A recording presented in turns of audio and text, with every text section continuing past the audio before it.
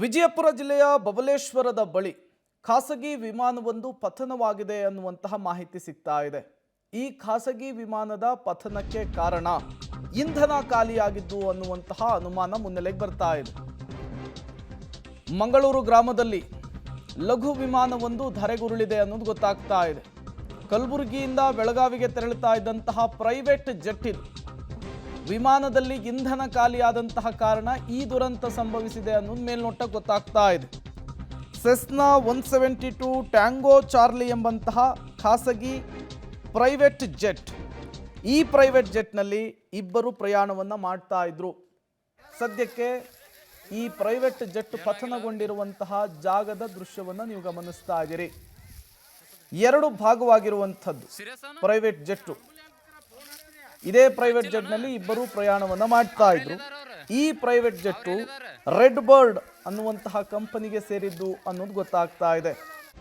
Red bird ಕಂಪನಿಯ ತರಬೇತಿ ಶಾಲೆ ಕೂಡ ಇದೆ, ವಿಮಾನ ತರಬೇತಿ ಶಾಲೆ. ಏನಾದರೂ ಟ್ರೈನಿಂಗ್ ಕೊಡ್ತಾ ಇದ್ದಂತಹ ಸಂದರ್ಭದಲ್ಲಿ ಹಿಂಗಾಯ್ತಾ, ಏನಾಯ್ತು ಅನ್ನೋದು ಗೊತ್ತಾಗಬೇಕಿದೆ.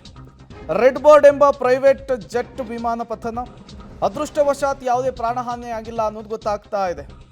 ಬಟ್ ಜೆಟ್ನಲ್ಲಿದ್ದಂತಹ ಗೌತಮ್, ಕುನಾಲ್ ಎಂಬುವರಿಗೆ ಗಾಯವಾಗಿದೆ. ಗಾಯಾಳುಗಳನ್ನು ತತ್ಕ್ಷಣಕ್ಕೆ ವಿಜಯಪುರದ ಜಿಲ್ಲಾಸ್ಪತ್ರೆಗೆ ರವಾನಿಸುವಂತಹ ಕೆಲಸ ಆಗಿದೆ.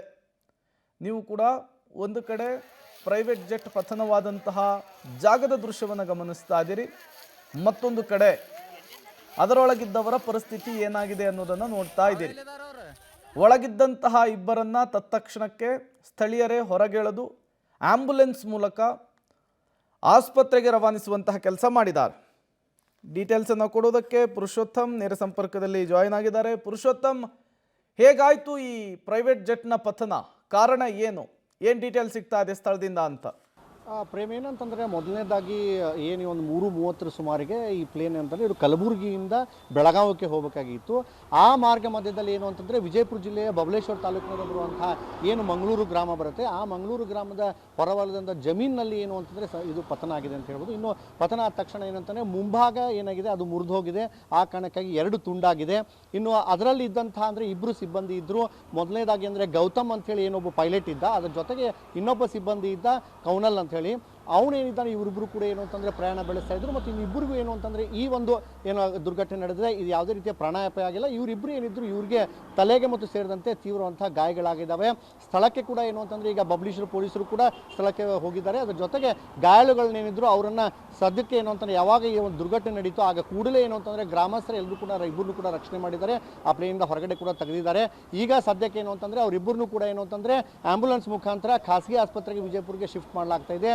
ಈ ನಿಟ್ಟಿನಲ್ಲಿ ಏನು ಅಂತಂದರೆ ಸಂಪೂರ್ಣವಾದ ತನಿಖೆ ಆದ ನಂತರ ಇವರು ಏತಕ್ಕೋಸ್ಕರ ಹೋಗ್ತಾ ಇದ್ರು ಮತ್ತು ಇದೇನಾದರೂ ಟ್ರೈನಿಂಗ್ಗೋಸ್ಕರ ಹೋಗ್ತಾ ಇದ್ರು ಅಥವಾ ಏನಾಗಿತ್ತು ಅನ್ನೋದು ಕೂಡ ನಿಖರವಾದಂಥ ಮಾಹಿತಿ ಸಿಗ್ತಾ ಇದೆ. ಆದರೆ ಸದ್ಯಕ್ಕೆ ಏನು ಸಿಬ್ಬಂದಿ ಹೇಳಿದ ಪ್ರಕಾರ ಮತ್ತು ನಮಗೆ ಬಂದಂಥ ಮಾಹಿತಿಯ ಪ್ರಕಾರ ಏನಂತಂದರೆ ಫ್ಯೂಯಲ್ ಖಾಲಿಯಾಗಿತ್ತು, ಅದಕ್ಕೆ ಈ ಒಂದು ದುರ್ಘಟನೆ ನಡೆದಿದೆ ಅನ್ನೋದನ್ನ ಅಲ್ಲಿದ್ದಂಥ ಏನು ಸಿಬ್ಬಂದಿ ಇದ್ರು ಅದು ಗೌತಮ್ ಅನ್ನೋರು ಅವರು ನಮಗೆ ಒಂದು ಕರೆ ಮಾಡಿದಾಗ ಏನೊಂದು ಮಾಹಿತಿನ ನೀಡಿದ್ದಾರೆ. Prem, okay Purushottam, thank you ತಮ್ಮೆಲ್ಲ ಮಾಹಿತಿಗಾಗಿ.